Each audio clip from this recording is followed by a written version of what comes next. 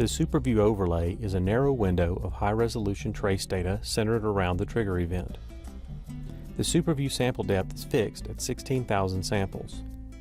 When normal timing mode is active, the SuperView sample rate is fixed at 4 times the main sample rate up to a 4 GHz maximum.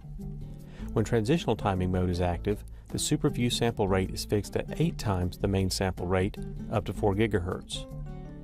In this example, normal timing mode is used to capture the incoming signal.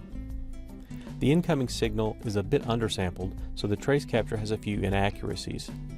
The GoLogicXL simultaneously captures the SuperView trace on all input channels.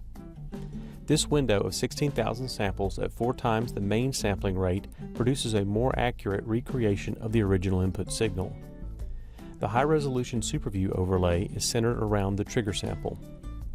The difference between the normal timing data and the SuperView overlay is easily visible in this comparison. Now let's look at the actual GoLogicXL software to view the real SuperView trace overlay. The SuperView data is displayed only in the waveform window.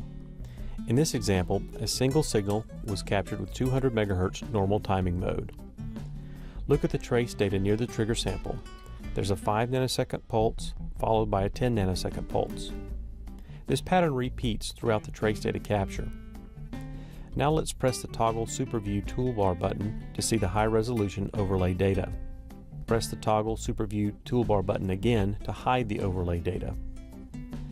The SuperView data is captured 4 times faster than the main sampling rate, so in this example, the SuperView was captured at 800 MHz or 1.25 nanosecond resolution. The SuperView overlay exposes some interesting details, including the fact the 5 nanosecond and 10 nanosecond pulses are closer to 6 nanoseconds and 12 nanoseconds respectively. More importantly, there's a very narrow pulse between them which cannot be captured at 200 MHz resolution. These narrow pulses will appear as glitch markers if glitch capture mode is used to capture the data. Finally, the Window Options toolbar button allows the SuperView overlay color and transparency to be changed.